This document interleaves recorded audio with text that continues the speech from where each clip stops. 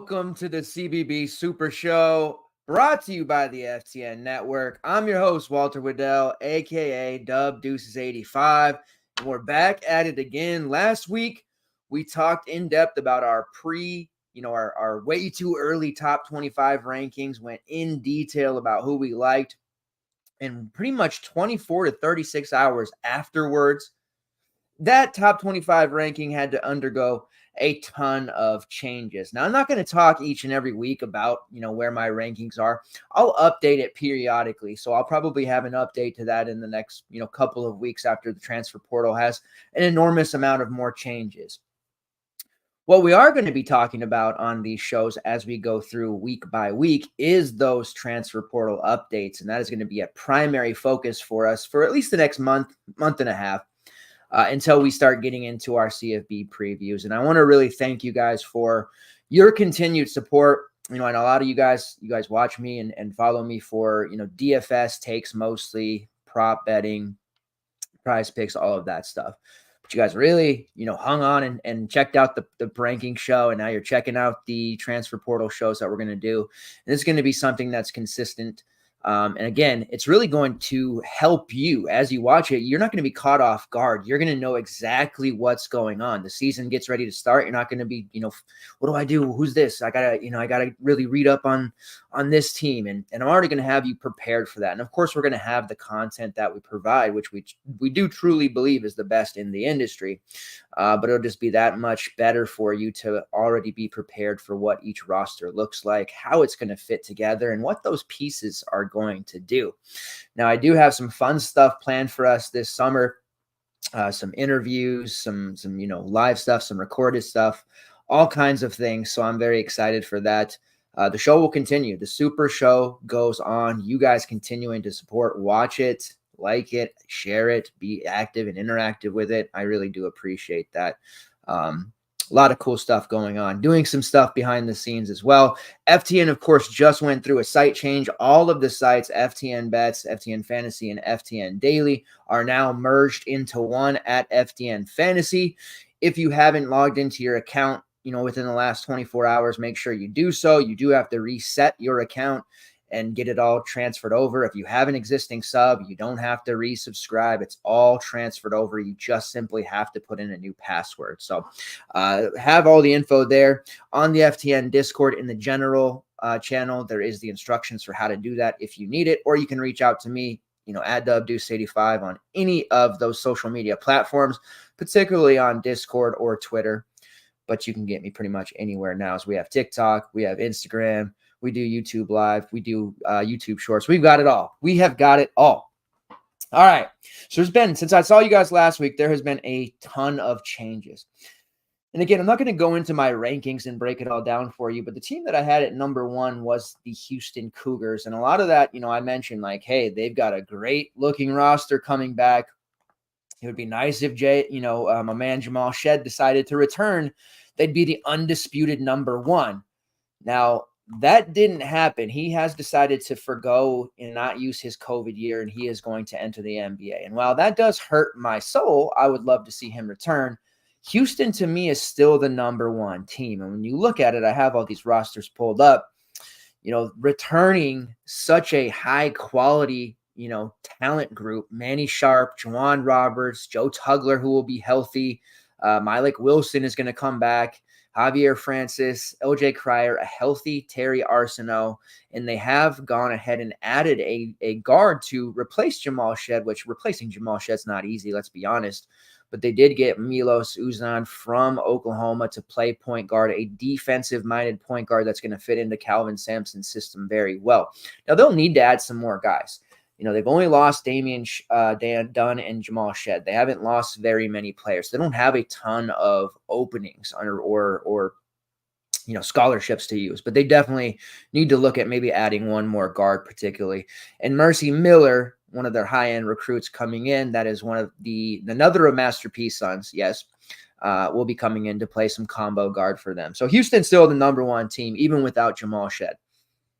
I did want to make that clear. I'm still very high on Houston, and I am still shopping. I was waiting and hoping that we'd get a better number on some of their futures. I'm going to be very involved with the future market, and that is something that I'm going to be tweeting out fairly often as well for those of you who want to follow along with that. All right. So I want to go through and talk about some of the latest transfer stuff that's happened. And then I want to go into some teams. Like, I'm not going to have time and drone on about every single conference. I'm pretty much weekly going to pick one or two conferences and kind of go down the list and talk about how some of these players do fit, some of the players that they've lost, and how that's going to affect things. Now, since I was on, obviously there's been some coaching updates. Calipari's in Arkansas. We know that. Mark Pope has taken the Kentucky job. A lot of people were kind of down on that. Oh, Mark Pope, what has he won? He lost in the first round to a terrible Duquesne's team. What's he going to do? Well, what could it be worse? Kentucky lost in the first round to Oakland. You haven't really seen any sustainable tournament success over the last few years. Like, give the guy a break. He killed his press conference. People are on board with him now. He runs an offense in a system that is modern basketball, if you will, and it's going to be a much more exciting style, and I really think Kentucky fans are going to like it. Yes, there's a lot of work to do. They've got to get guys in the portal. They've got to bring people in. Does bring in Chandler, their top 50 recruit from a couple of years ago that did his 2-year mission. A lot of people like, oh, he didn't play basketball for 2 years. What's he going to do? BYU has a long list of players who went on missions and ended up playing very, very good basketball. I think he's going to be just fine. Obviously, they're going to need to do more than that, and they will do more than that. Trust me, Mark Pope's going to have no problem recruiting to the Kentucky program, even with losing most of their freshmen. There'll be one that stays behind. But I think Mark Pope's going to have really good success at Kentucky. I wanted to kind of throw that out there. I was arguing with some Kentucky fans there early in that, but it sounds like a lot of people are excited. And I think Louisville and Kentucky, I wasn't the biggest Kentucky fan. Like, Duke is like a team that I'm really like, that's, my nemesis team. And Kentucky, I wasn't really a huge fan of with Calipari. And now that they've got Pope in there, like, I find myself liking Kentucky, and I feel like I might root for them. And Louisville has, Coach Kelsey, who killed his presser as well. Louisville and Kentucky are both going to be, it's a new era, two really exciting coaches that are going to invigorate their fan bases, and they're going to be a competitive teams. Both of them are. You're not going to probably see a Final Four run the first year like a lot of, is that the bar? I know you want championships at Kentucky and you deserve them, sure. But you're going to have to let's start with the second weekend first. Let's start with winning the first round first. Let's start there and continue to build up. And both of those programs, I think, are going to be very, very good. So I do wanted to mention that about Mark Pope, who's been a phenomenal guy and just loves Kentucky basketball. I would be super excited to have a guy like that as my coach. As a Washington Huskies fan, I'm happy with Coach Sprinkle. We'll see what happens. But if Mark Pope would have been the coach, I would have been super jazzed. I mean, that's the type of guy that you want to have around. Obviously, BYU is going to just, nosedive. They will not be in the top 25 rankings anymore. They've already lost 3 or 4 of their players to the portal. They'll have to rebuild. That's going to take some time for them. All these dominoes are in play here. So some of the transfer stuff today that was notable that happened. Dre Davis. Now, Seton Hall, they don't have a lot of NIL. That is a problem. And it's really impressive how well Shaw Holloway, he's a great coach.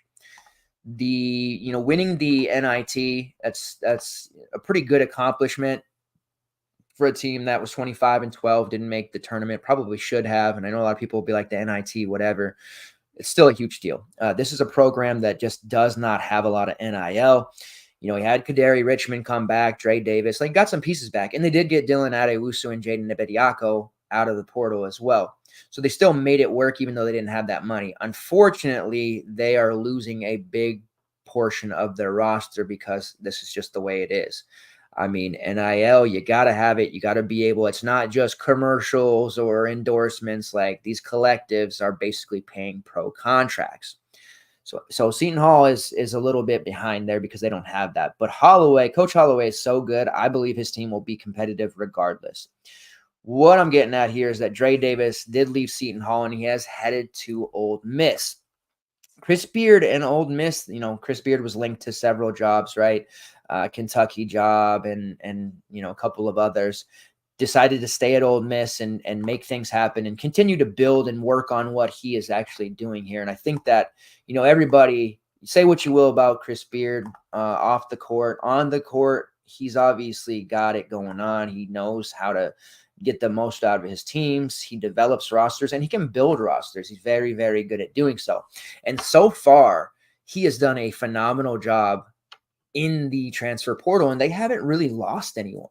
As of now, Jamean Brakefield is back. I believe Morrell was done on his way out. They did hit big. Dre Davis from Seton Hall will be going to Ole Miss. That's huge. Dre Davis was phenomenal throughout the last month of the season and the NIT. We were riding him heavy in DFS. Like, it's just a really, really good pickup. They also got Malik Dia, who started at Vanderbilt, spent last season at Belmont. Very, very good four, can, play a little bit of five, can defend multiple positions. What he averaged like 17 points per game last year. Obviously, it's going to remain to be seen if he can do that at the higher level here, because when he was at Vandy, he was a lesser used guy, right? Averaged like 3 points a game, but at Belmont in a bigger role. He only played 8 minutes at Vandy his freshman season, but as a 24-minute per game guy, 17 points, 6 rebounds, block, shot about 35% from long range, versatile. He is going to play extremely well in this system under Chris Beard. That is a huge, huge get. That is somebody who is going to make this Rebels team extremely tough, especially as we get into March. This Ole Miss team is going to be dancing. Make no mistake. This is a tournament team as it stands right now. Looking at the rest of their roster and who they've brought in, let's see. I saw the conflicting reports on Morrell. He had said he wasn't going to use his final year, but now it seems like he may actually do so. So we'll see what happens there. But they also bring in a transfer, Mikal Brown-Jones. He was a 19-point per game scorer last year. Ole Miss is just making things happen. As it stands, if Mo Cisse, Jamean Brakefield return, they have a suddenly, 8 or 9 man deep rotation that's going to make them very, very difficult. And I don't think they're done either. And they're still going to have, Brandon Murray, another year for him, who I still am not giving up on, TJ Caldwell. This is just a very attractive looking team. And suddenly you're looking at Chris Beard possibly being back. And yes, he's going to be named in coaching searches and as jobs open up each and every year. We'll see how this one ends up. But as it stands right now, those additions of Malik Dia, Dre Davis, and Mikal Brown-Jones are extremely huge for this Ole Miss team. Sticking in the SEC here for a moment, the Texas Longhorns, which they are moving to the SEC, of course, they have made a huge splash. Just on Sunday, they landed 3 marquee impact transfers. Tremont Mark comes in, obviously spent the year at Houston, a couple years at Houston, but he was at Arkansas, decides to come into Texas. That's huge. And then they land a couple of those Indiana State guys.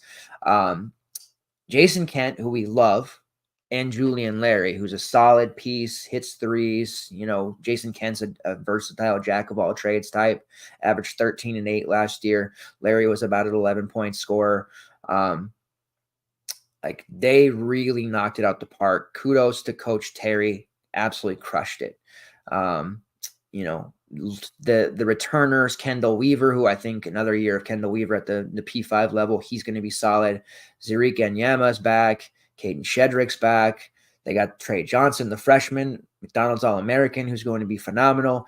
They do lose, Max Asmus, who's out of eligibility, Brock Cunningham, Dylan Dessou, and Ethel Horton.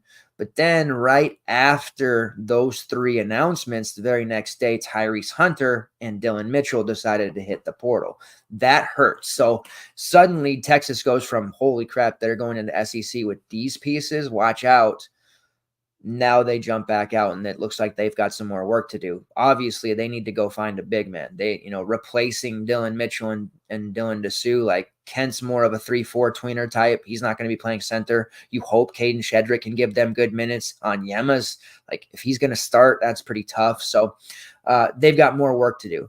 I do like the transfer from Tyrese Hunter. You guys remember at Iowa State his freshman year, he had the ball in his hands all the time. He was really good. Totally different player than what we saw at Texas. He was hamstrung a little bit, played next to more high volume, high usage guards. Didn't work out for his style very much, and we didn't see him play quite as well. So that's tough. That's a tough loss for him, but I think ultimately that's going to be the best decision for him, especially with the players that they have coming in. The Dylan Mitchell transfer really disturbed me. I thought he was going to be a lock to return. So obviously, like I said, Texas has some work to do, but they absolutely smashed the portal on Sunday and did a really nice job with the pieces that they brought in. I'm pretty excited suddenly for this Texas program, which I do like anyways. I'm not like some super Texas guy, right? But Dylan Dessou did us right last year. And I just like the direction of this Texas team and where they're headed. Couple of other surprising transfers that have happened within the last, week or so. Sticking with the SEC, Tennessee, Jonas Idu, gone. He hits the portal. That was a surprising one. Now, the exciting younger, sophomore front court player, Toba Waka, was a little bit smaller than Idu, but just as tough. He hit the portal first because he didn't like, what was going on around, didn't like the pieces in front of him, probably felt like he needed a bigger opportunity. Idu surprisingly hits the portal, and now all of a sudden, Toba Waka's considering coming back to the Vols. And if they can get him back, that's huge because you're talking about Zakai Zeigler, the leader of this team. He's going to be there. They did bring in Darlinston Dubar, who honestly, when he first hit the transfer portal out of Hofstra, it sounded like he was a lock for St. John's. Didn't happen. They didn't make him a priority, I guess. He decides to go to Tennessee. 18-point per game score, but where he's really good, and Dubar had 7 rebounds per game too. Like his peripherals were amazing. Every time he was on the slates for Hofstra, he was amazing. Big time defender, high steal rate, like the Zeigler Dubar, duo there, and Dubar plays like 2, 3, 4, can defend multiple positions. They're going to be able to guard really well. And he can score, obviously. Jordan Gainey back, JP Estrella. There's still more work to be done there. They've lost a lot. Freddie Dion, who currently has a crystal ball for NC State, originally in Louisville, he's out of there. So they've got more to do, but that's a good start in the direction there with Darlinston Dubar. And the way that Tennessee was able to hit the portal so hard last year and years prior, I feel like they're going to be just fine. They're in on some guys. And as long as Zakai Zeigler doesn't hit the portal late or something, Tennessee is going to be just fine. Looking at Missouri, they've made some moves here recently. They just got Tony Perkins, the Iowa guard, who, 14, 4-4 type of guy. He's going to be a lead guard for this Missouri team. Now, I know Missouri, they were really good, 2 years ago, first year under Dennis Gates. Not so much last year. Things didn't work out. They've got a lot of pieces to move on from. They lost a lot. Jesus Carrello transferred, John Tanya, Kurt Lewis, Connor Vanover out of eligibility, Nick Honor, Caleb Grill, Sean East, and Noah Carter all out of eligibility. So it's a big piece to replace. But their roster looks to be in very good shape here, at least initially. They hit the portal. They go out and get Tony Perkins, who, like I said, is going to be the lead guard here. They have Tamar Bates back, who turned himself into a really strong scorer. They get Jacob Cruz, another transfer who averaged 19 and 8 last year. He's going to be a guy that they're going to be able to plug in right away. He played for UT Martin. I know UT Martin's not a high-level team or conference, but this is a guy who had a lot of different programs interested in him. Coming into Missouri, he's going to get a lot of minutes right away and probably be a starter. They also go out and get the kid Marcus Warwick. Marcus Warwick, another big-time scorer type, 19, 20 points per game. Like, suddenly scoring's not going to be a problem for this Missouri team. Warwick is a really, really nice piece. I'm actually really excited about him as a kind of combo guard type of look. Many seasons at Northern Kentucky. So Missouri's done a nice job shoring up. They're also going to be returning several intriguing pieces, right? Jordan Butler, Aiden Shaw in the front court, Anthony Robinson, who I still think has a chance to be a starter on this team, might take a little bit, and Trent Pierce. So they still have some youngsters. They've infused some upperclassmen. They got a little bit older. Suddenly they've got 4 seniors in Tamar Bates, who's back, Marcus Warwick, Tony Perkins, and Jacob Cruz. Don't count out Missouri. Don't overlook them. They are looking like a strong, strong team and a potential candidate to get back into the NCAA tournament. Now, Alabama, I want to stick here. I'm just going to turn into the SEC show / segment. Alabama, say what you will. Like, there is the age of the NIL is here. It's not going to go anywhere soon. They just today approved. Originally, it was like, hey, if you're a first-time transfer, you don't have to sit out, or if you're a grad transfer, you don't have to sit out. 2-time transfers do. However, they were giving waivers to everyone, and then they kind of just abolished that rule low-key. Now it's on the books. They passed today that if you're a multi-time transfer and you're eligible in terms of you passed your classes and your grades, you didn't just dog out a class, then you can do multi-tier transfers. So that means guys can play for a different team every single year of college. Now, I don't know that this will continue. There'll be some changes. I do think we'll be headed for regulation when it comes to NIL. When that COVID year finally falls off, there's going to be a slowdown, I truly believe, in transfers. But until they get actual regulation, we're going to see a lot of this. And no team is safe. Like, regardless of, if you're Duke, you made a Final Four run, you're not safe. And the reason I'm saying this is because Alabama made an improbable Final Four run. Coach Nate Oates had Kentucky knocking on the door. He decides to stay and finish what he calls unfinished business and getting Alabama back to the Final Four and making a very serious run. Now, this is a team that made a Final Four run. You'd think that they would have a majority of their guys back, and they're getting some pieces back, but they're losing at least 3 of their 5 starters from last year, and there's possible more on the way. Nick Pringle has hit the transfer portal. Now, Pringle makes sense to me. The system for Alabama, it's run and gun, got to be able to shoot threes. Pringle had some nice games. Even in the tournament, he had a dominant game. We saw that. But he doesn't really, to me, fit in with this system very well, and it would make sense for him to go to a team that maybe favors, they run more sets for big men, is what I'm saying. That one makes sense. Rylan Griffin hitting the transfer portal was a total gut punch and completely surprising. Now, they did recruit, and they've landed some transfers, and maybe Griffin felt like, man, they're coming in over me. I don't really like that. I can go somewhere else, be a definite starter, and maybe get a bigger slice of the pie, both on the court and off, if you know what I'm saying. So that was a huge one. Aaron Estrada, of course, is out of eligibility.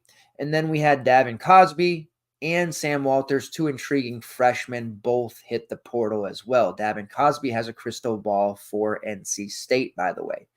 So this is a huge chunk of their production gone. And then you have Mark Sears, who did declare for the NBA draft while maintaining his collegiate eligibility. So we'll see. He's going to go out there and he's going to get some notes and some assessments and what he needs to work on. And he'll make that determination if, I'm going to be drafted in the first round, I'm going, or, hey, I'm going to get this NIL one more year and then I'll enter the draft. The major thing right now is because the draft is being called one of the weaker drafts of the last decade, a lot of fringe prospects are feeling they need to go. But with NIL around, this is where it's good for us. I think NIL is good anyways. I'm one of those people who think that people should get paid for their work. Kids are not. Free education is nice, but that's not enough. And that might be controversial. I don't know.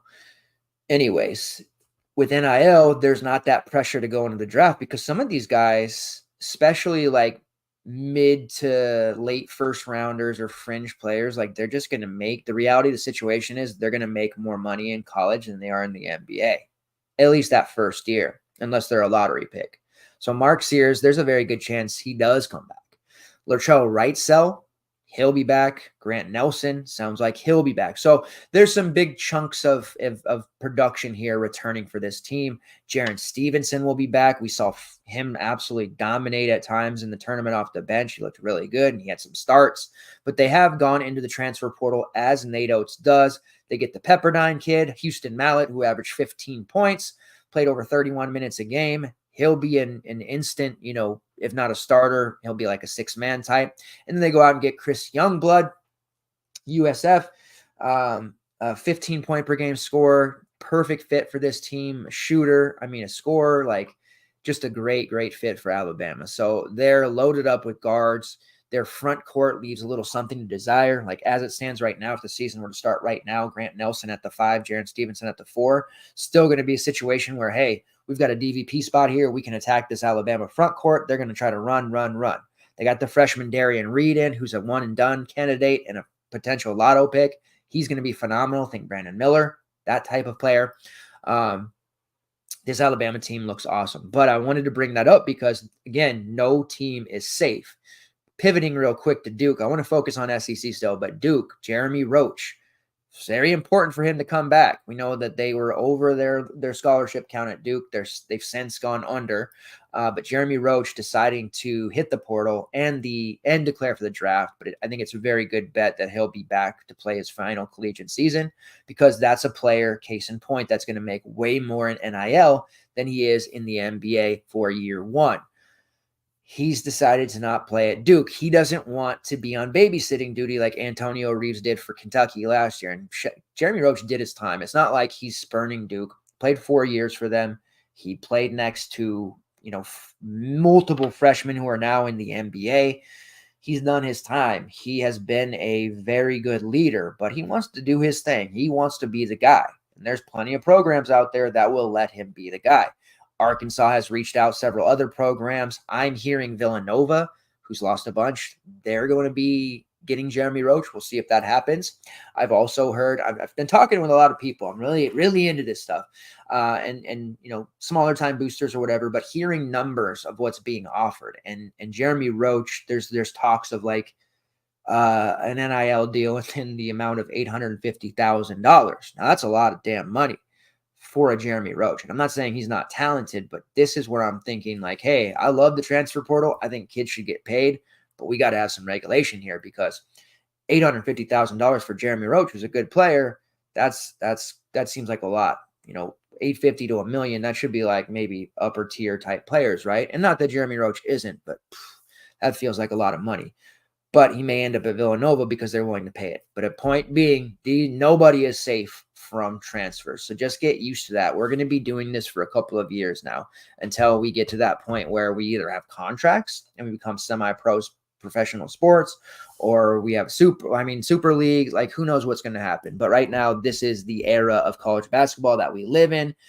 Still cheer for the front of the jersey. I know it makes it hard for some of you. But there's still going to be returners. Have no fear.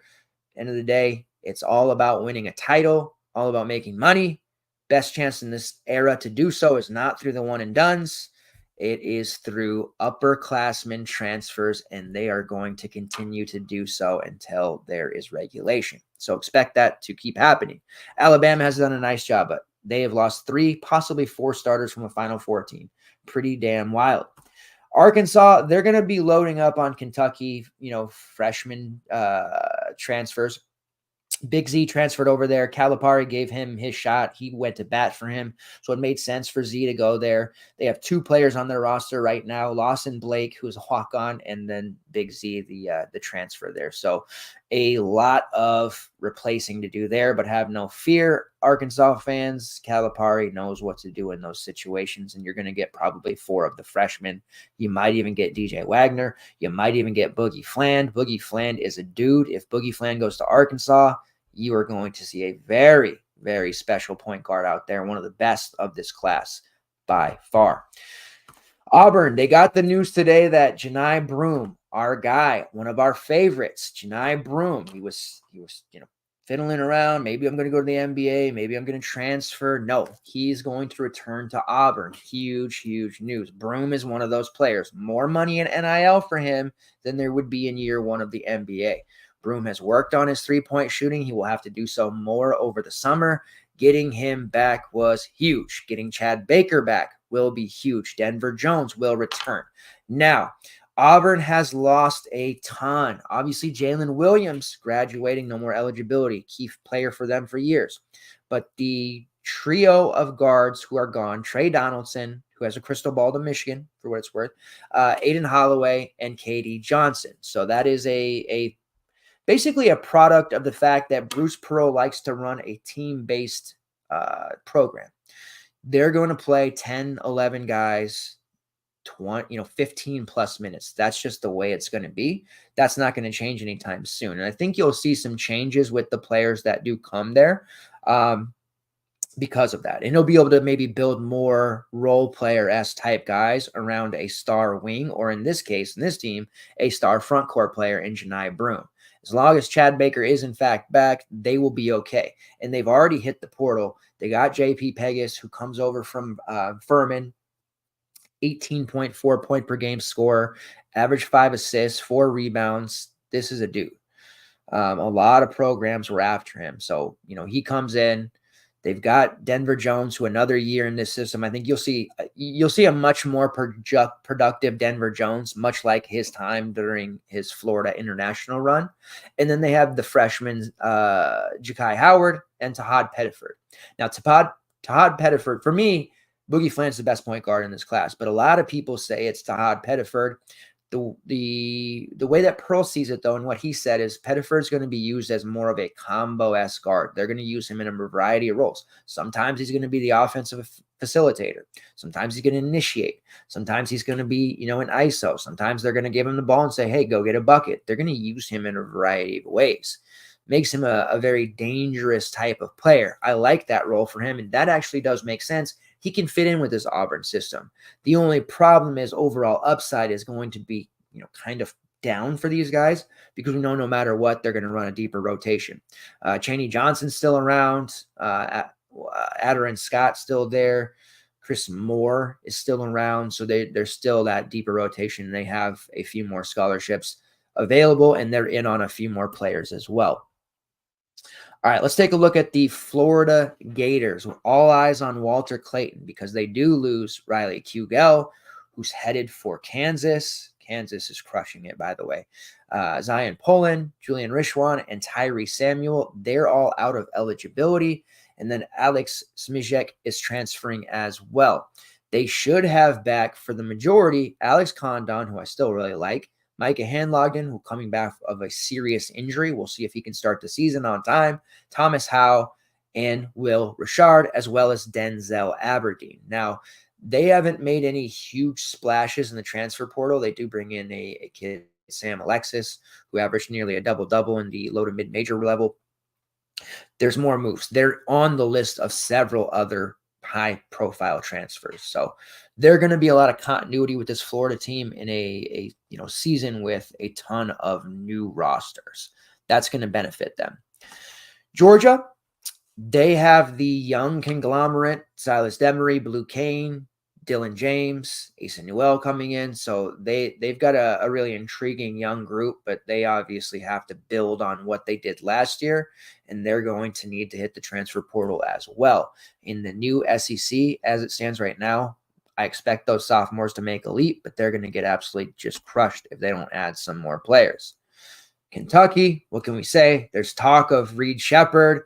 Travis Perry is the one recruit that won't leave because he is Kentucky born and raised. He loves the program. He's not going anywhere. And again, they did get Colin Chandler to go from BYU to Kentucky.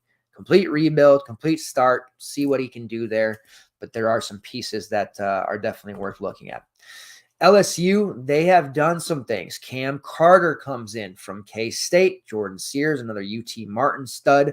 UT Martin had 2 of them. Jordan Sears averaged 22 points per game. Look out as a guard. He can run both the point and at the off guard spot. Averaged almost 5 assists per game and almost 5 rebounds per game. He's going to be a big-time producer in this LSU system. Cam Carter, also, we know what he's about. We know what he can do. So suddenly LSU getting a little bit old there at the guard spot. That's huge for them. They do have to replace Jalen Cook, who is headed to the draft. Hunter Dean, Trey Hannibal, they've graduated. Jordan Wright has no more eligibility.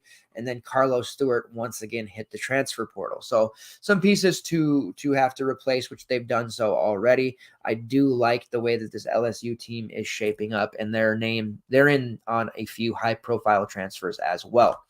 Mississippi State, they get Kanye Clary from Penn State. High-level scorer, averaged 17 points per game for a Penn State offense that was a little bit lackluster.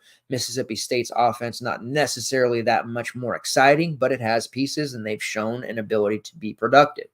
Kanye Clary is a nice piece. They also brought in today Michael Nwoko to play center. He was the Miami backup center behind Norchad Omier when Omier was hurt a couple of times last year.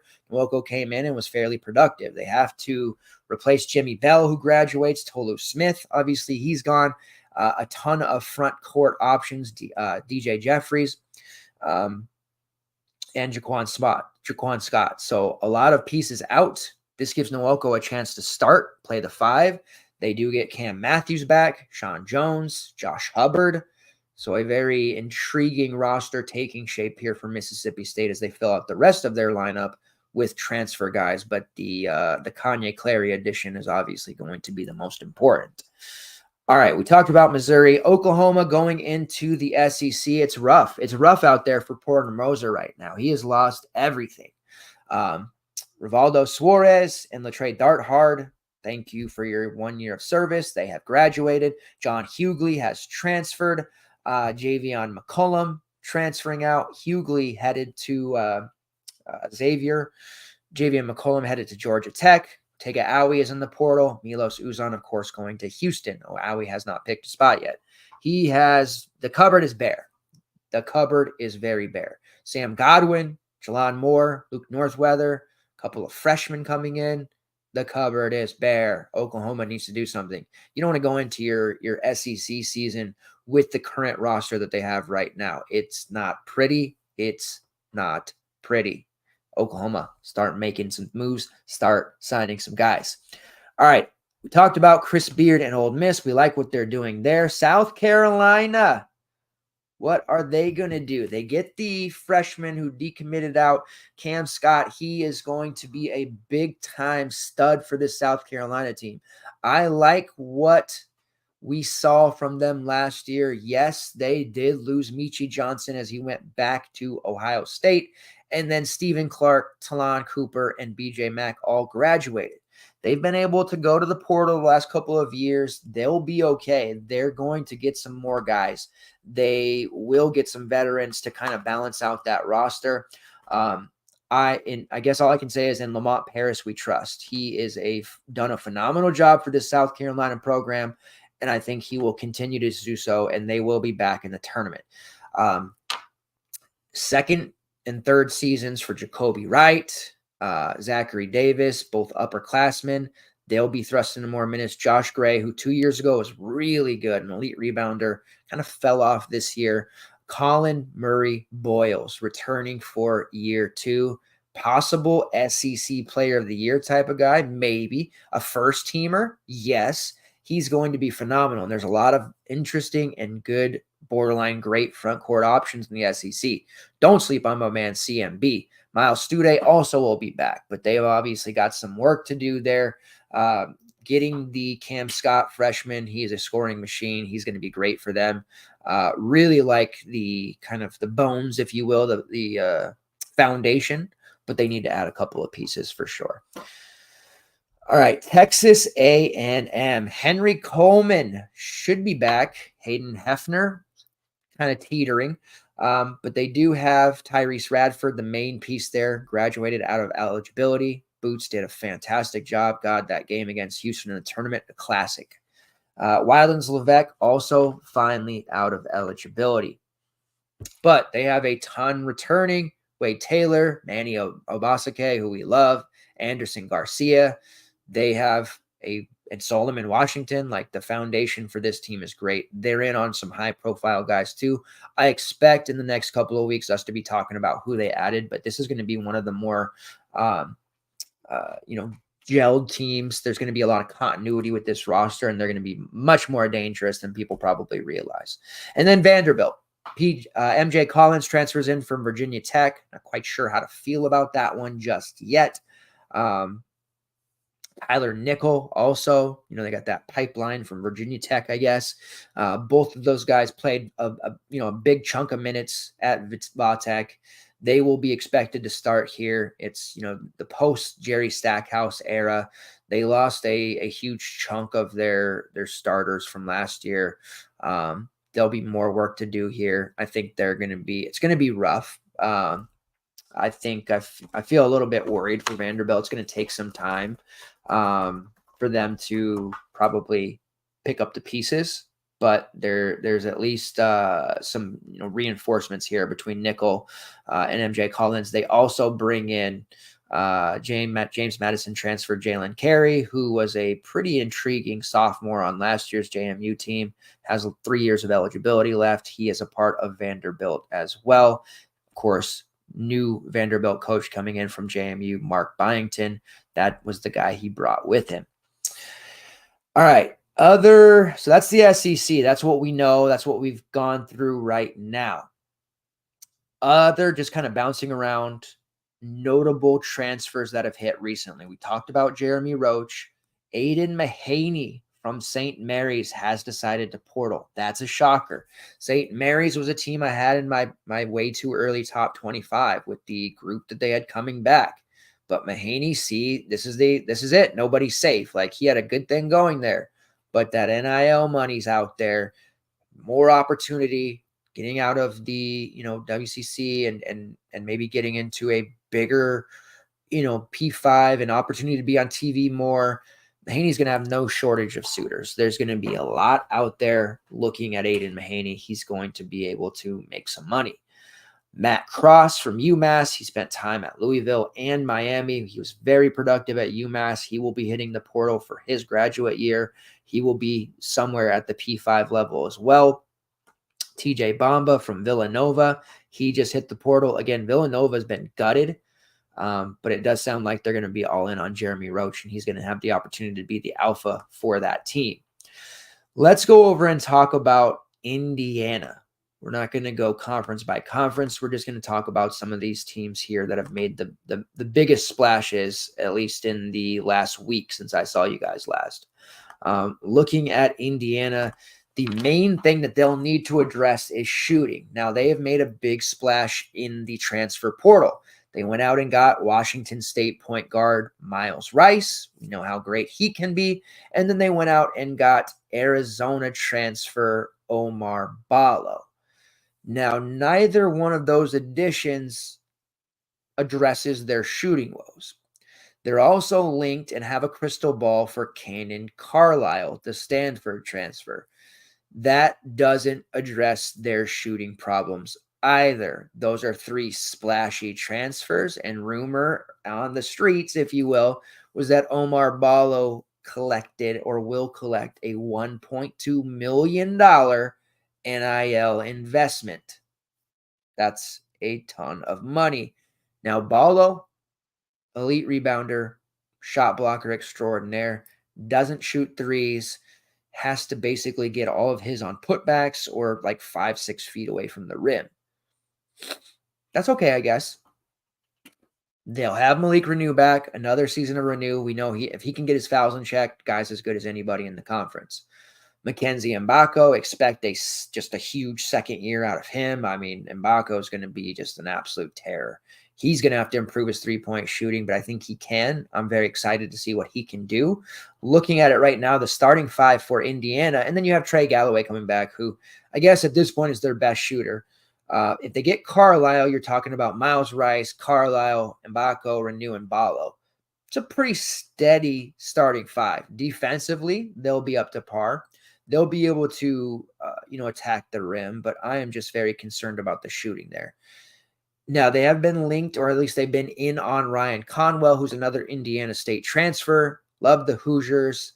growing up as an Indiana fan, that just seemed like a match made in heaven. But Woodson and his crew may have shot themselves in the foot on that one because they didn't prioritize him. And I guess I can't blame them. To get Miles Rice, like, that made a lot of sense. You needed a point guard like him. You point guard play the last year or two has been atrocious. Xavier Johnson couldn't stay healthy. It wasn't a good situation. And when he was out there, it just wasn't working. Then you had Gabe Cupps, who's very limited offensively, can't shoot. Like, defenses don't have to respect him. It was a disaster. So getting Miles Rice, like, that had to be a priority. So I get that. But prioritizing Ballo and what seems to be Carlisle over Conwell may come back to haunt. Conwell is a big-time shooter and scorer, and he would have been perfect with the roster that Indiana has right now. And we're talking about Gabe Cupps, Anthony Leal, Kai Newton, like, some solid secondary pieces. They do lose CJ Gunn, who transferred to DePaul. Shout out to Chris Holtman, who has been absolutely crushing it in the portal there. Kel Ware will be drafted or going into the draft. Peyton Sparks has decided to go back to Ball State. Never should have left. And Caleb Banks is transferring out as well. Anthony Walker finally out of eligibility. So still some work to be done here for Indiana. But if they whiffed on Conwell because they didn't make him feel like a priority, that might be tough. But if Mbako comes back from the summer shooting 39-40% from long range, your 3-point problem solves itself in-house, and Galloway can shoot a little bit as well. You'd like to see maybe Renew improve there and Miles Rice be able to shoot some threes as a low 30% shooter. He did improve as the season went on, so there's hope there, but Indiana has been making a ton of moves. Hoosier fans, if there's any of you out there watching, shout out to you. I do not want to make you guys upset. You guys are ruthless on social media. The last thing I want to do is be on the wrong side of Indiana State fans. All right. Let's get into some other teams here. Let's pull up Kansas. Do you want to talk about them? Again, they have the crystal ball for Rylan Griffin. I expect them to seal the deal there. I would be shocked if that was not the case and they did not land him. Kansas is going to totally bounce back from the year they just had. Now, starting out, they were a early season top team. Everybody had them picked in the Final Four. If you didn't, it was like, why not? Injuries happened. No depth happened. That was something they got away with in the past. Was not going to get away with it this year as they suffered injury after injury. So they've already gone out.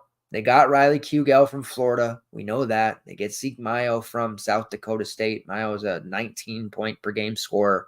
Big-time guard and scorer that they got.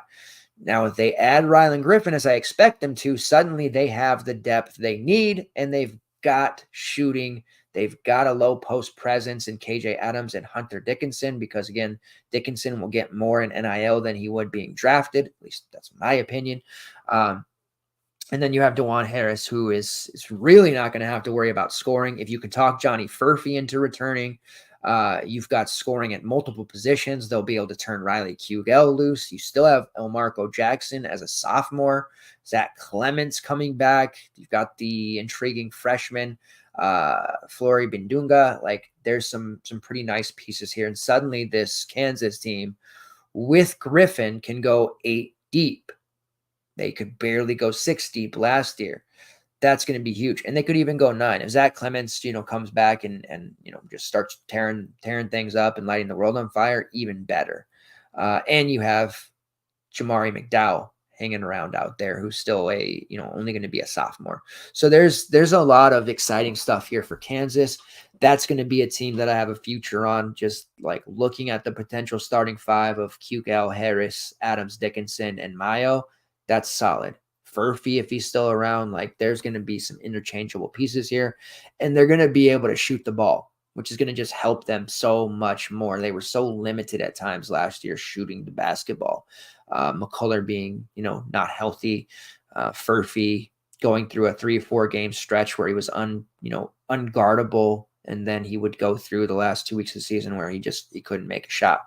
So a lot of intrigue there for this Kansas team. I think they're going to be a easy top 3, top 4 team to start the year, and they're still going to make more moves. Even if they get Griffin, it looks like they'll still be able to add another piece. Another team that's made a big splash in the transfer portal over the last few days is the Illinois Fighting Illini. They have made some noise. Trey White, the Louisville transfer, averaged 12 and 6. That's huge. Kylan Boswell, the Champaign native, he comes home, transfers out of Arizona. Boswell, like Arizona went heavy on some guards last year, and they whiffed in the portal. Obviously, they got Caleb Love, but they were going after some point guards. They didn't work out, so they had to run Boswell as point. And the results were mixed. In the early non-con, he was amazing. But as the season wore on, Boswell and Caleb Love, the inconsistency there of that backcourt, treacherous, absolutely treacherous. He needed to get he needed to get out of there. It's going on this Illinois team who has some returners in Luke Goody, Ty Rogers, Draw Gibbs, Lawhorn. But for the most part, they're going to be retooling. Amani Hansberry recently hit the portal. Dane Danger is over at Memphis now. Coleman Hawkins has entered the draft. He's done. Terry Shannon has no more eligibility. Sincere Harris, he's hit the portal.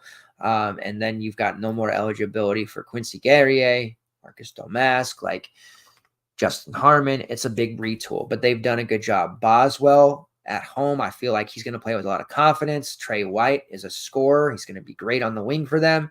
And then they did just recently add the Notre Dame transfer, Kerry Booth, who is still a very raw prospect, 6'10", sophomore, averaged 6 and 4.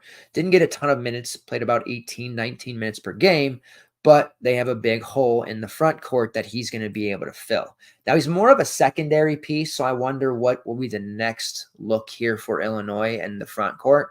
But they definitely have the makings of a good roster here and should be able to get back into the NCAA tournament with this group. But clearly still some moves to be made. They will need a front court option. They are still was said to be heavily involved in Dante Maddox, the Toledo transfer, but there are other teams involved with him as well. So we'll see how that shakes out. If they get Maddox, that would be huge, but still some intriguing stuff here happening. All right. The other team that I want to talk about is the Maryland Terrapins, and I talked about them on my way too early top 25 rankings. They have a really, as far as winning the portal goes, I don't know that I'd say they won it, but they certainly have hit several home runs. You have to replace a really big piece in Jameer Young, who averaged almost 21 points a game. The way this Maryland team has been the last few years, they need that high-scoring lead guard to really take over. Replacing him won't be easy, but there are options to do so. They also lost Jamie Kaiser. We like Jamie Kaiser. He's heading to Butler. Good news is he should play a lot for them. Dante Scott graduated, and then the secondary pieces like Callum Swanton-Roger, Noah Batchelor, they're all gone as well. They do return the all-important Julian Reese, and then I talked a little bit about the Derek Queen kid, the McDonald's All-American, who put on an absolute show in the McDonald's All-American game. I love Derek Queen. This front court of Reese and Queen, if they don't foul, big if, they're going to be nearly impossible to score on down low. Like there won't be any backing them down. There won't be any driving the lane. You're going to get your shot swatted repeatedly if you go in there on those guys. However, those players who have the great footwork or above average elite tier foul drawers are going to be a problem for them. But I'm really hoping that Reese, sets the example. So this is senior year now. Got to get over the hump on this fouling stuff. Derek Queen is a freshman. I think he's a one and done, so he'll have to learn quickly. But from what I've seen of Queen, he is absolutely phenomenal. Now, they do return Jordan Geronimo. That'll be able to balance things out a little bit. And Deshaun Harris-Smith in year 2. They got Selton Miguel.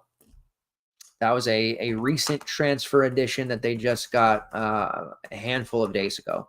Selton Miguel's been around. He was at USF most recently, played for Kansas State, averaged almost 15 points per game, for the USF team last year. He came off the bench. Better for him to do so as a second unit, just basically scoring machine. Good fit for this Maryland program. He's definitely going to, his scoring averages are going to go down clearly, but it's a really, versatile scorer that they can either bring off the bench like South Florida did, or they can choose to start him. They also get Rodney Rice, who transfers over from Virginia Tech, was injured all of last year. We have, most people won't realize how good Rodney Rice is, especially on the offensive side of the ball, but he can defend a little bit too. He's an interchangeable piece there with Miguel. So we'll see how they use them as starters. And then Jacoby Gillespie, who transfers in from Belmont, 17-point per game scorer. They're hoping he can replicate a lot of what Jahmir Young did, but they're a little bit of a deeper team this year on paper already than what they just were, and they still have some pieces and some scholarships to fill. See what happens with Jahari Long if he decides to actually come back. But right now you're looking at a 7-8 man rotation that's as good as any in the Big Ten, possibly the whole country. So I really like what I see out of this Maryland team. 1 through 7, they're very, very tough. Michigan, Dusty May, FAU coach coming in. They haven't made the huge splashes yet on paper officially, but they do have a crystal ball for several players. Trey Donaldson, the Auburn transfer, and Vlad Golden. It's basically 100%, like a 99.9% guarantee that Vlad Golden will go to Michigan to play for Dusty May, where he played for him at FAU. Trey Donaldson's going to get an opportunity to be a lead guard here. They do get back Will Schwetter and Namari Burnett. Those are the two main returners for Michigan. A lot of rebuilding, retooling to do, obviously. Janelle Davis is going on his second visit to Michigan. You think that would be a shoe-in, another FAU guy? To me, I think it's like I'm kind of on the fence about Janelle Davis. Like, it would make sense for him to go there, right, because of the familiarity with Dusty May. But I almost feel like it might be better to just kind of cut the cord and get Golden to play the 5 for you, but get some other pieces in there. You're not going to be pressured to win a ton. Like, they're not going to be expecting Michigan to go to the Final Four in year 1. So develop some guys. And I think the Trey Donaldson, eventually what they're going to get, because the crystal balls that he checked on Twitter posts are fairly accurate. I think they've only missed 1 out of like 70 so far. So Trey Donaldson, that's a guard that you can develop, give him 30 minutes per game. I worry about John L. Davis playing with him, but at the end of the day, he'll probably end up going there.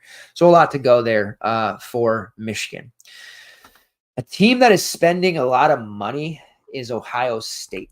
Came out that for their football program, for coaches and upgraded personnel, they spent $34 million. Now, officially, they didn't spend $34 million. Their NIL collective did. But they're prepared to do what it takes to get big-time talent into their program, both for football and basketball. And already you're looking at Ohio State. I made this joke every single year. It got played out, but, Arkansas, Coach Muss, like, they're on every single final list for transfers. They end up being in every single Final Four list, even though they're out of, they don't have any more scholarship, but somehow Arkansas is still in the Final Four for every single transfer. How can this be? Well, that's not the case this year. Muss is at USC. He's trying to get his bearings, figuring things out. Like, those days are over for now. But the team that's popping up on every single final list is Ohio State. And when that came out saying how much they've spent on football, it makes sense. They're splashing some, their resources around to get the best possible talent they can. Getting Michi Johnson back from South Carolina, that's huge. He's making up a backcourt with Bruce Thornton. That's going to be really, really nasty. Good luck trying to deal with that backcourt. Phenomenal group. They do bring in Aaron Bradshaw, little U center out of Kentucky, 7-footer. We've seen, front court players really play well for Ohio State, and they're bringing in these pieces, and they're on multiple, as I said, final lists, 5-6 teams. They want Diebler to be successful, and this is going to be their best way to do so. Now, I do question how Aaron Bradshaw and Felix Okpara will exist together. I do worry there's going to be a lot of like Zed Key, Okpara, what we saw last year, like they just kind of cannibalize each other's minutes. And Zed Key just lost playing time as the season went on. So clearly Bradshaw didn't go there not to play. That might mean Okpara loses time. I don't know how that's going to fit together just yet. It's a curious fit, but it's probably a great problem to have because now you have two shot blocking centers that you can interchange and do certain things with. Devin Royal also back, who's an intriguing younger player. So they haven't closed the door on many just yet outside of Michie Johnson and Aaron Bradshaw, but Ohio State is here and they are making some serious moves. All right. We know Oregon, Washington, USC, UCLA, we're all going to be in the Big Ten, the giant Big Ten that it is. Shoring up. It's an arms race out there. It's an absolute arms race. So, you're just hoping if you're a fan, your team is out there making some things happen. If they're not, it's not the end of the world yet because the transfer portal is still 1,400 deep. Not all 1,400 are impact players. Not all 1,400 are even role players. Not all 1,400 are even, walk-on quality, if you will. So there's a lot to look at here and a lot for your team to still do. And there's still plenty to declare and hit the portal. Like the window is open. We're still going to see more every day hitting the portal. So don't be alarmed if your team hasn't made moves. But if you are a team that has a fan of a team that's made early moves, you feel great. Rutgers is, man, they are on a mission. Jordan Durkak is transferred in. Tyson Acuff transferred in. They've got Ace Bailey, Dylan Harper, two freshmen. Zach Martini has transferred in from Princeton. Like they are making things happen here in the expanded Big Ten. Love what they are doing. But the team I really want to talk about here from the new group, UCLA, USC, Washington, Oregon, et cetera, is UCLA. Mick Cronin did a pretty, I'd say, porous job building his roster last year. Yes, they got Lazar Stefanovic from Utah. He did well. He had to play every single minute, but they decided to go the international route. And there's nothing wrong with that, but you don't want to be grabbing 3, 4, 5 international players, especially when they're having to adjust to the American version of the game. Development, a lot of those prospects are super raw as well, and you're not able to give them the type of minutes they need to develop properly. So you had a lot of guys just not playing, you couldn't even put Adi Mara on the floor. Berkey, Janviti, like those guys ended up all barely playing, and they were all intriguing freshmen coming in, and Vibalue, like they just couldn't use them. So it was a pretty porous job, and it showed. UCLA had a really bad year. Their final iteration in the Pac-12, they went 16-17. But I got to give it up to Mick Cronin because he's not going to sit around and wait for that to happen again. He has already been super active in the transfer portal. They did lose Jan Viti. They did lose Will McClendon, whatever, and Elaine Fibioli. And Adim Bana is entering the draft, it sounds like. So they've lost some key pieces. They've lost a couple guys that they just had to, just had to basically admit, like, this wasn't the fit. Adi Mara is a player that could still develop into something. Berkey still could develop into something. But they've gone out and they got Sky Clark. I know people are poo-pooed on Sky Clark, but he's still a lot of upside there for Sky. And he did average 13 and 3 last year. So not a total screw-up, going to be a junior. Like there's still upside there for Sky. And this is a team that will welcome his scoring. They get Eric Daly transferring in from Okie State, a really strong rebounder, average 9 and 5. He's going to be a nice presence there in the front court for them and a player they could start if they want. And Kobe Johnson, the USC transfer, who is a lockdown defender. He racks up steals with reckless abandon. He can score a little bit. Like the UCLA perimeter defense is going to be just absolute gas. It's going to be real tough for teams to deal with. And they return Lazar Stefanovic, Sebastian Mack, and Dylan Andrews. So suddenly this UCLA team going into the Big Ten, they've got themselves a roster that they can feel good about. Total polar opposite of last year. And what's funny about that is last year, a lot of pundits were like, oh, this UCLA team, they brought in all this international talent. They're a top 25 team. They're top 2 or 3 in the Pac-12. Look out. And I'm sitting there looking at it like, what are people talking about? This is a raw team. I'd be surprised if they won 15 games. Now they won 16, but this is a polar opposite. And nobody's talking about UCLA like they did last year, even though their roster is clearly improved already. And I think a lot of that has to do with the fact that people don't know what to expect with these reorganized conferences. Obviously, the Pac-12, pretty porous overall. Going into the Big Ten, you're going to be dealing with some very violent elite teams. So I guess that is part of the reason why UCLA is not getting maybe the chatter that I think that they deserve heading in here. But they have made some serious moves. Washington, America's team, they have a lot to do. Makai Mason from Rice is in there. My man Zoom Diallo, who's a McDonald's All-American. But they have a lot to do. We've got to get some pieces. We are in on Dallin Hall, the BYU transfer.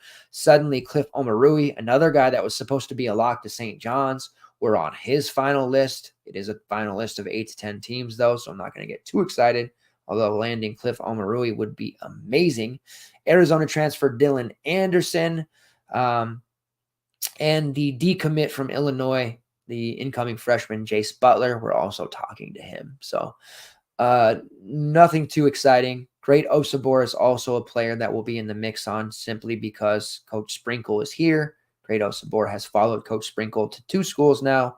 Will it be a third? Hopefully, fingers crossed on that for me. All right. Man, there is just a ton to like, a ton to talk about here. So the next thing I want to do is go down the line here and look at what like the top, I guess, 10 to 15 transfers, who's off the board, who's on the board. And this will be from Rivals. So Maxime Renaud, they had him as the number 1 rated portal edition. He has decided to go back to Stanford. Huge. PJ Haggerty, second from Tulsa, scoring machine. 3 seasons left if he wants it, heading to Memphis. Memphis has done very well. Colby Rogers, Dane Danger, PJ Haggerty, they have crushed it. Terrence Edwards from James Madison transferring to Louisville. Louisville under PK, Coach Kelsey, they have been crushing it. Amari Williams, he is visiting with Kentucky. That's the Drexel transfer. Zeke Mayo, of course, we know he transferred from South Dakota State to Kansas. Number 6, Malik Mack. That is the Harvard transfer, Ivy League Freshman of the Year. Now, if you were in the Discord at all this year, FTN's CBB Discord, or talk to me about any kind of basketball, you know, for more than a conversation or two, you probably heard me talk about Malik Mack. I am very high on this kid. I am extraordinarily excited about him. In general, I knew that he would transfer because the opportunities are going to be out there for him. He is just a really elite guard who is going to do some just disgusting things. He has decided to transfer to Georgetown. I'm very excited about that. 17 points per game, 5 assists, 4 rebounds. Malik Mack is going to be a total stud. Now, an Ivy League education is a big deal. Georgetown academically is pretty high up there. They're not Harvard, of course, but that is a school that if you get a degree in, you know, people will respect that. But Malik Mack is an NBA player, and you didn't get a chance to watch him at Harvard. You probably didn't. I don't blame you. His games against, you know, upper tier competition like Indiana, he was the best player on the floor. So there is a lot to this Mack play. Big East fans are hilarious because Providence and Georgetown fans are always at each other's throat. Providence fans obviously calling Malik Mack mid. Georgetown fans acting like Malik Mack is the best player in the world.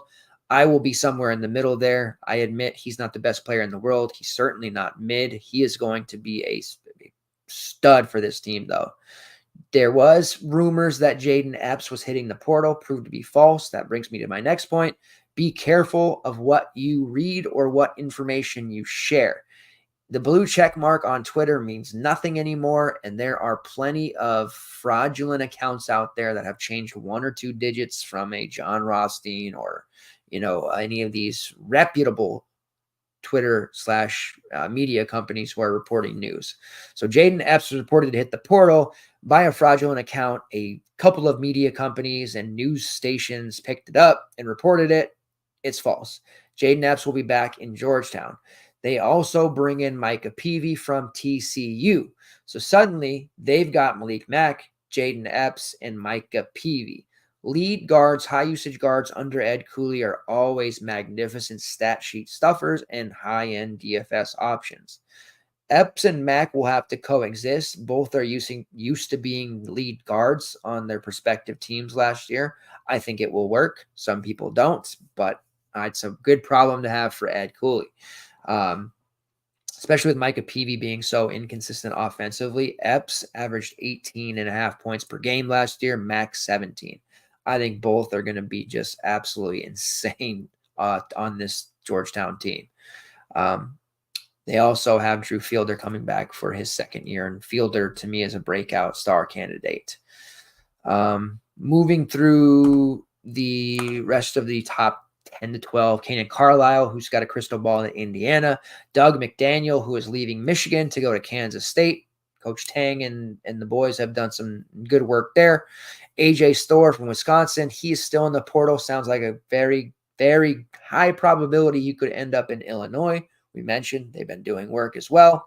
Kanye Clary deciding to go to Mississippi State from Penn State. And Cliff Amarui, who is still in the air, does have a final 10 to 12. Need to see that, kind of go down to 4 or 5 before we get too excited. And then rounding out the top 12 per Rivals, Malik Dia, who transfers from Belmont to Ole Miss to play with Chris Beard.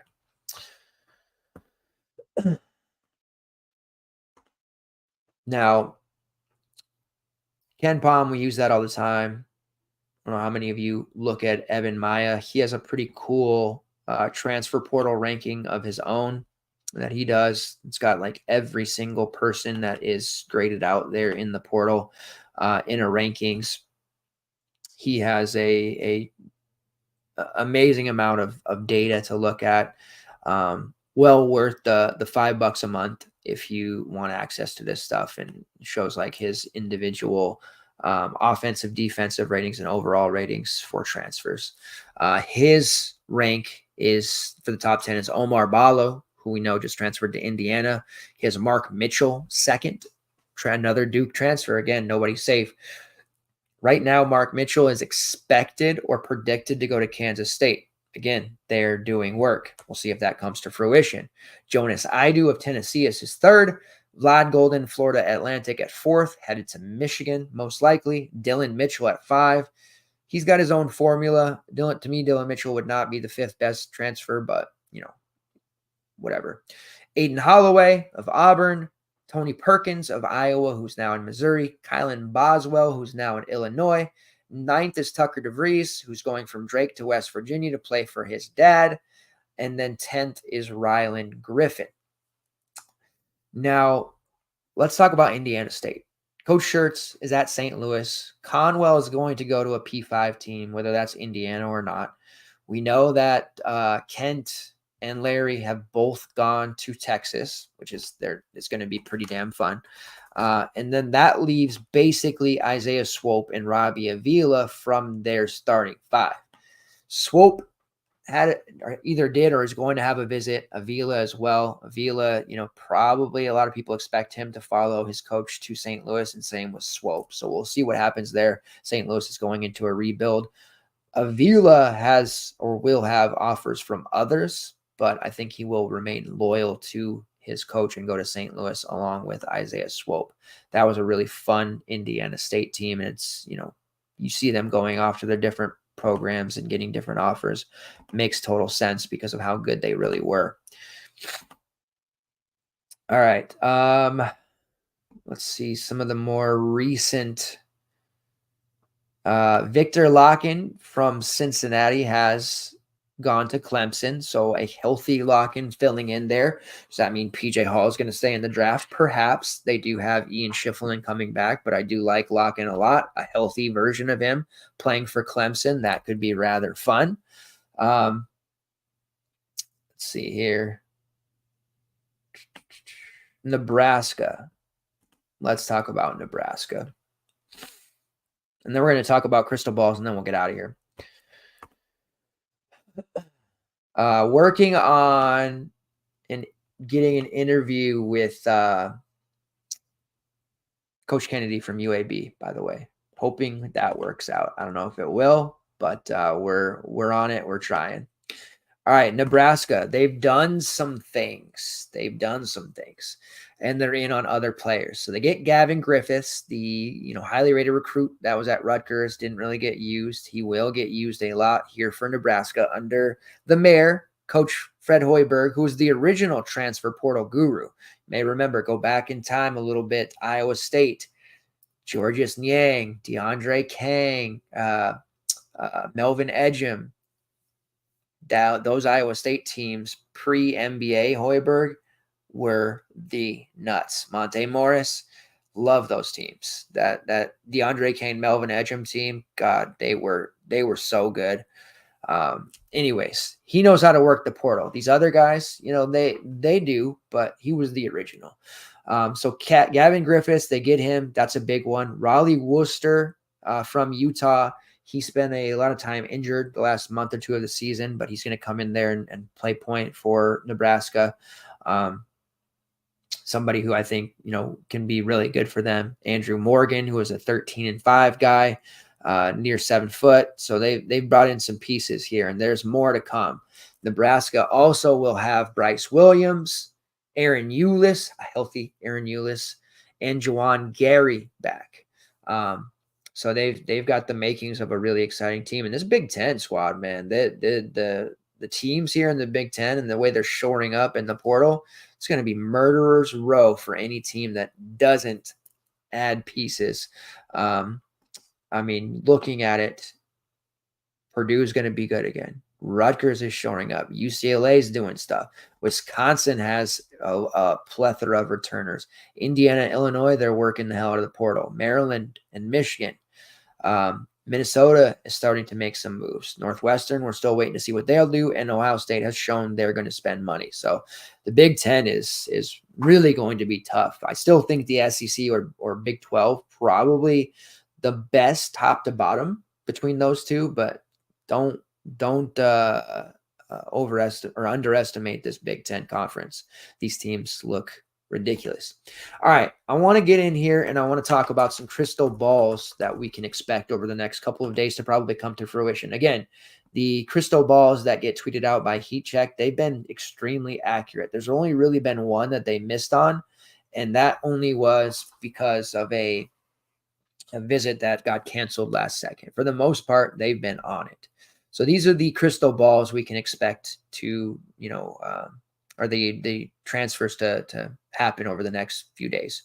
Arterio Morris, who didn't work out at Texas, had the law stuff, criminal stuff that happened, didn't play for Kansas. He is going to be, it sounds like, going to Arizona State. So another shot for him to get it right and to play. Carter Knox, who is a 2024 4-star, originally committed to Kentucky and Coach Cal.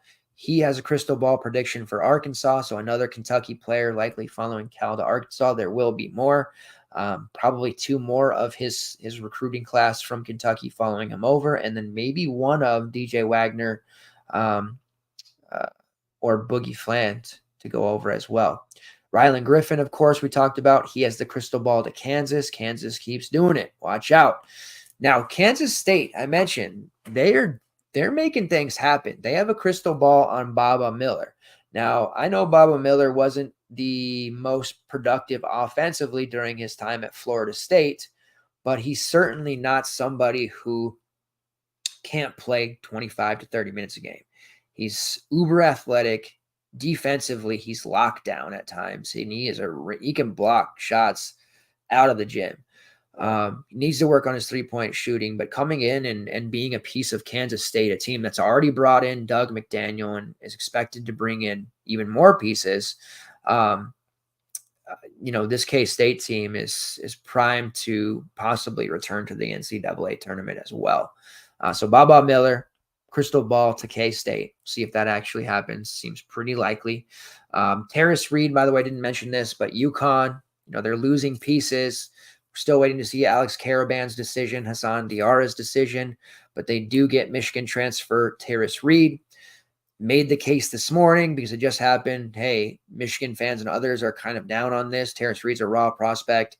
Didn't do a lot for Michigan like they thought he should have, but we're talking about a guy going from Juwan Howard, and I know he's not there anymore, but when he was there, to Coach Hurley. And he's going to get developed by a program that churned out Donovan Clingan in his second year, absolute stud. Adema Sanogo. I mean, the list goes on. He's not, now let's get it twisted. Reed's not going to be Donovan Clingan, but he does have a skill set similar on paper to Adema Sanogo. And he's going to get plenty of developmental opportunities with UConn and this program. So Terrace Reed's going to be a guy. I mean, if people are down on Terrace Reed and there's an opportunity there in dynasty leagues and stuff, for those of you who are really hardcore like me, Terrace Reed could be a nice buy low opportunity. Or we go into the season DFS and he's priced at $6K and people are like, no way.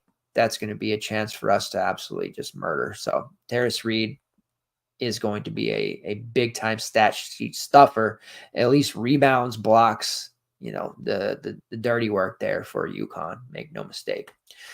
Pop Isaacs from Texas Tech, crystal ball to Ole Miss. Chris Beard is doing work. You might remember when we were going through the SEC, we mentioned, man, Chris Beard is he's got some unfinished business here at Ole Miss, and he's going to show some people what time it is. Already brought in Dre Davis. Now he's going to bring in, and Malik Dia. Now he's going to bring in Pop Isaacs. This Ole Miss team is shaping up to be extremely fun, not just for DFS purposes, but just as to watch them play. Like, they're going to be so much better than what we saw this previous season, especially an entire offseason with Chris Beard, with Pop Isaacs. Look out. There was a rumor for a time that my Huskies might get Pop, but that isn't going to be the case. He's going to go to Ole Miss. Let's see. Any other crystal balls? Keith Overton from Drake, big-time freshman prospect there. He's headed to Texas Tech. Freddie Dion and Davin Cosby are both crystal balling to NC State, so they're doing some work there. Dontrez Styles also crystal balling to NC State, so they are cleaning up potentially. They are really looking to bring in some reinforcements here as they lose several key pieces.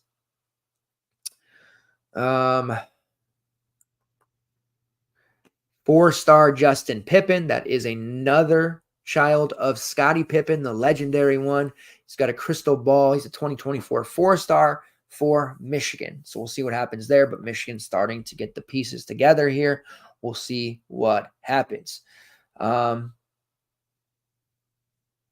think that'll do it. I was going to talk about Louisville, but we'll save that. We'll do some ACC stuff next week. And of course, there's going to be a ton of movement between now and next Wednesday when I see you guys once again.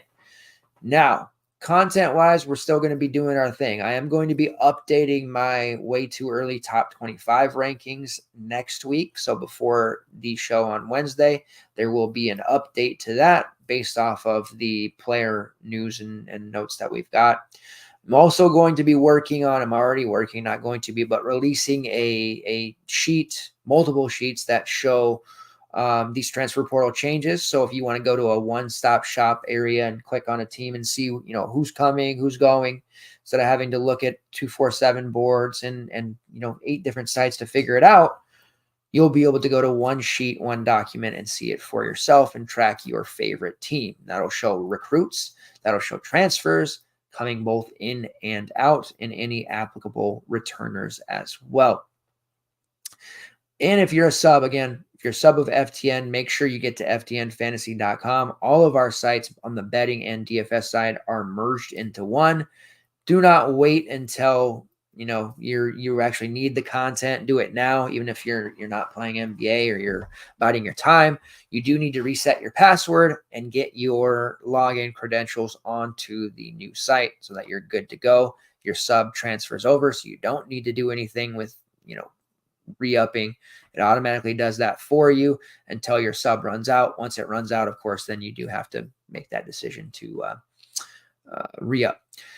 We do have a playback account, so we did our second stream there doing yesterday's NBA play-in games on the Western Conference side. So we're going to be doing a lot with the playback site. That allows us to interact, have guests on, talk, watch the games as they happen. We're going to roll that out for college football as well. So we'll pick a game, maybe our highlight focus, a game that's on the slate, and we'll be able to watch that, hang out together, tilt, and do all that stuff. So a lot of fun things there.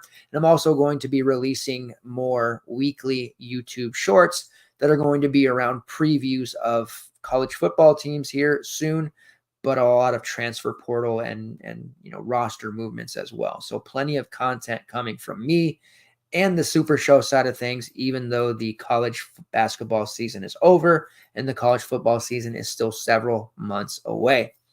Continued support by you guys has been fantastic. I appreciate it. Thank you so much.